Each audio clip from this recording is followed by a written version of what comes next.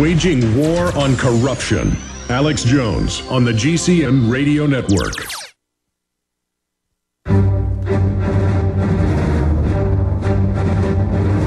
Big Brother, mainstream media, government cover-ups. You want answers? Well, so does he. He's Alex Jones on the GCN Radio Network. And now, live from Austin, Texas, Alex Jones. Paul Joseph Watson has written a devastating article. It is so vital. British government to seize all paychecks.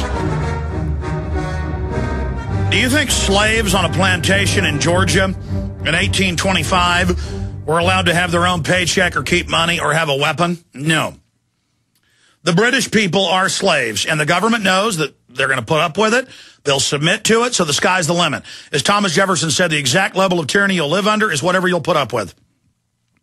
And the federal government and others want a similar system here. That's why they want, quote, automatic transfer by law, because the government already controls the banks.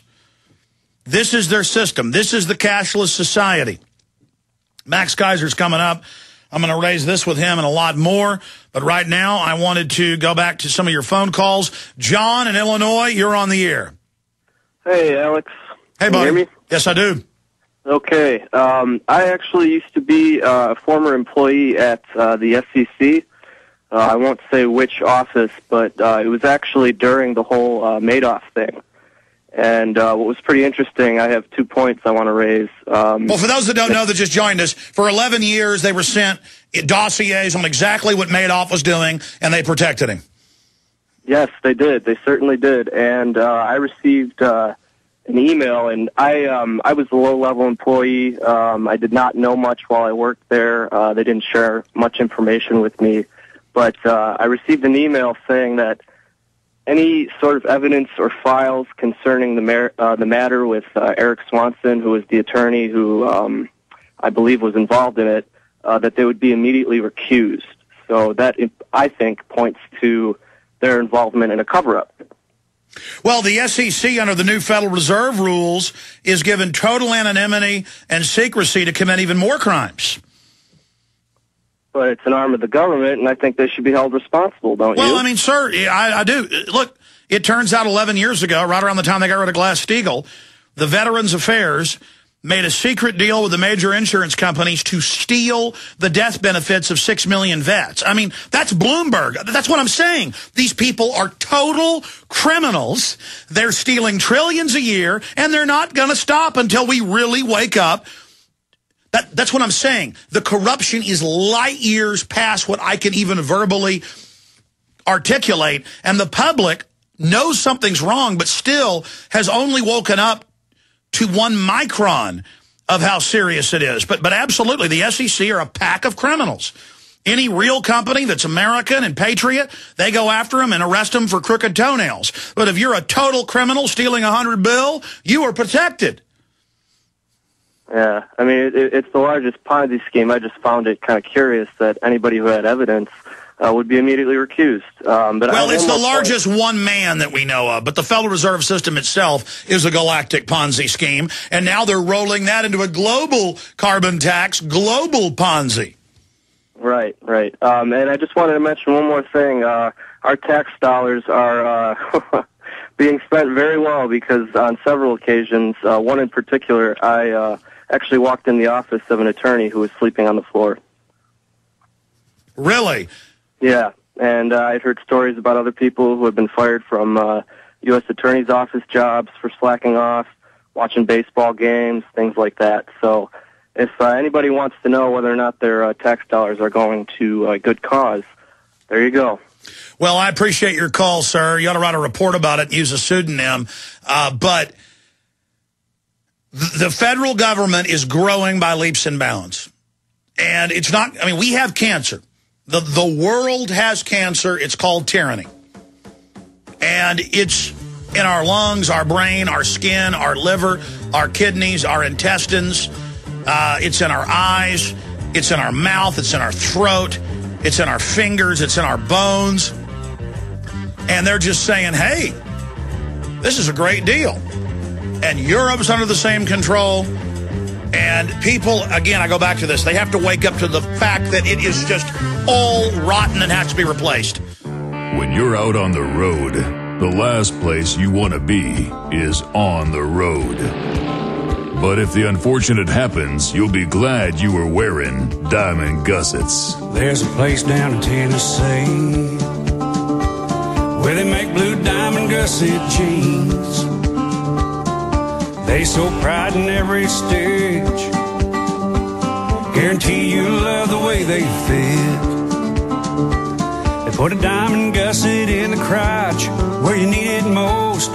Blue diamond gussets got it, others don't. We turn jeans inside out. Diamond gusset jeans. Made in the USA with unparalleled quality. Our Defender motorcycle jeans combine gusset comfort with Kevlar protection, so you can ride all day with confidence. Order yours at gusset.com. Diamond gusset jeans got it, others don't. This is Alex Jones with 5 good reasons you should consider buying a solar power generator. Number 1, new climate legislation could easily double or triple your electric bill. Number 2, our new energy czar wants to control how much power your electric company allows you to have. It's true. Total government control of electricity in the name of smart grid technology is coming. Number 3, in some areas of the country, the power grid is dangerously overloaded. And now new socialist legislation is only compounding the problem. Number 4, dangerous weather is always a threat to local grids. Every year, thousands of families lose their power from weather-related outages. Number 5, a solar power generator provides powerful backup insurance and peace of mind. Folks, I really believe in the solar power generators offered by Solutions from Science, one of my oldest sponsors. You can get more information at www.mysolarbackup.com. That's mysolarbackup.com. Remember, the government doesn't own the sun, so go to mysolarbackup.com or call 1-877-327-0365. Hello, friends. This is Alex Jones. You've heard me talk about Cal-Ben 5-star soaps for years.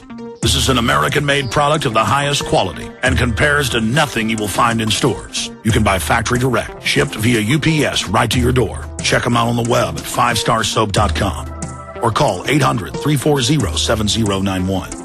Take my word for it. Once you've used Pure Soap, you won't buy anything else. Since 1947, Cal-Ben Soap Company has been showing consumers that soap can be tough on dirt and gentle on the environment. Buy American and stay clean, as well as support InfoWars. Visit 5starsoap.com today or call 1-800-340-7091. Well, Marty, what do you have to say? As founder and owner for over 63 years, satisfaction is guaranteed or double your dirt back. Call us at 1-800-340-7091 for a free catalog or visit our website, 5starsoap.com. Thank you.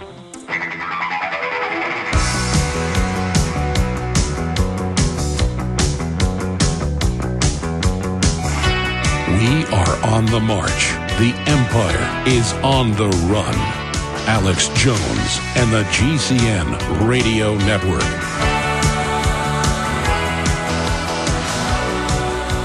Well, Max Keiser is a TV presenter, radio host, entrepreneur, broadcaster, and journalist. He's the inventor of the virtual specialist technology, prediction markets, Hollywood Stock Exchange, and a lot more. And he's had shows with, of course, BBC, Al Jazeera, Press TV, Russia Today, has 2 TV shows right now. He has a show Saturday mornings on the GCN Radio Network and a show on 104.4 FM in London. And he is our guest for the rest of the hour. And yes, I'll be taking phone calls. Max can talk about any issue you raise, but hopefully it'll be on some of the issues we're going to be discussing. The toll-free number to join us is 800-259-9231. Max, I know you've seen the comic relief in the news. In fact, give me a document cam shot, please, here. Recession officially ended in June 2009. Of course, all the mainline economists we talk to say we've been in a recession for at least 5 years. 2 years of a recession is really a depression. But we're talking about 4, 5, 6 years, depending on how you cut it. The government's Cook numbers say 9.6% unemployment. The real number's above 22. You've just got massive systemic layoffs. You've got the greatest level of poverty, the Census Bureau admits, in over 50 years. But that doesn't matter. Alan Greenspan and others A recession officially ended in June of 2009. The Great Recession, now it's the Great Recession, ended in June 2009, according to the body charged with dating when economic downturns begin and end. But the news comes amid rising fears of a double-dip recession. Now they're saying it's a double-dip housing market, but it never came back. And it continues here. The National Bureau of Economic Research independent group of economists released a statement Monday saying economic data now clearly points to the economy turning higher last summer. So 15 months ago. Max, next they're going to tell me that the moon is made of cheese. Well, look, the way the economy is measured is GDP. And over the past 20 years, the amount of debt that has had been taken on is increased exponentially. So for every dollar of debt 25 years ago that produced $1 in GDP, up until 2007, it took something like $8 of debt to produce the same dollar of GDP. So the GDP masks the fact that for 25 years, the American economy has assumed hundreds of billions and trillions of dollars worth of debt. Starting in 2007 and then gathering speed in 2008, that debt implosion, of course, started to create havoc in the economy. Obama came in. They threw in some stimulus. They threw in a bank bailout that created a short-term ripple that lasted about 6 months. That ended. All the subsidies for housing are over. The make-work programs are over. The primary trend is this contraction. And we're in even greater debt now. That's right. The debt has increased. That's exactly right. The debt has increased, and it's increased to the point where central banks are doubting whether America will be able to pay its bills. Heretofore, ipso facto, they are buying gold. So central banks, for the first time in decades, are buying gold. Up until recently, they were net sellers of gold. Now they're actually buying gold. So this is another huge piece of the equation for gold. You've got central banks plus all that smart money in the hedge fund community, like John Paulson, like Paul Tudor Jones in the U.S. They're buying gold now.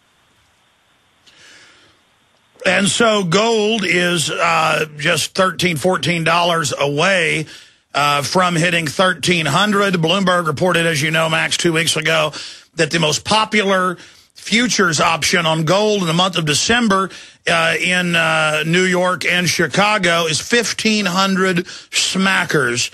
And even mainline Reuters and CNBC are saying people are doing this because even if it's not made public, quantitative easing is accelerating, money printing is accelerating, that the monetization of debt is accelerating.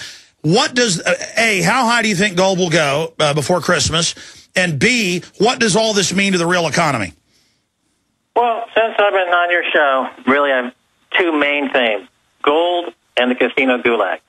Gold certainly is benefiting now from what I saw and what others like Bob Chapman on your show have seen. There's a breakdown of trust in these banks and in these economies around the world, and they're being net buyers of gold. Ultimately, this means that gold will be a factor again in terms of backing the dollar or some. Let's say if it does back the dollar, you've got roughly $1.7 trillion in what's called M1, the most readily accessible money component in the U.S., divided by America's gold supply. If they monetize the cash into gold, that we're talking about $5,000 an ounce. Jim Rickard, who's an excellent commentator, he's on CNBC all the time. He used to work on Wall Street as a credit analyst and as a guy who monitors all of the bank regulations for banks. He's a very knowledgeable guy. He made the case for $5,000 an ounce gold this week. It's a very compelling case. And they're also making $50 an ounce silver. Well, the old high on silver was 50. If you remember the Hunt brothers back in the 80s, they made a run on the cornering the silver market. It got to 50. But I think, sure, silver is going to break out. And it's an interesting play because it's both an industrial metal as well as a precious metal. And I just look at the gold because this is the one that the central banks and the global economies and the global currencies key on the gold market. On top of that, if you can look at silver and say, yes, silver will piggyback gold and probably on a percentage basis outperform gold. But in terms of talking about macroeconomics, gold is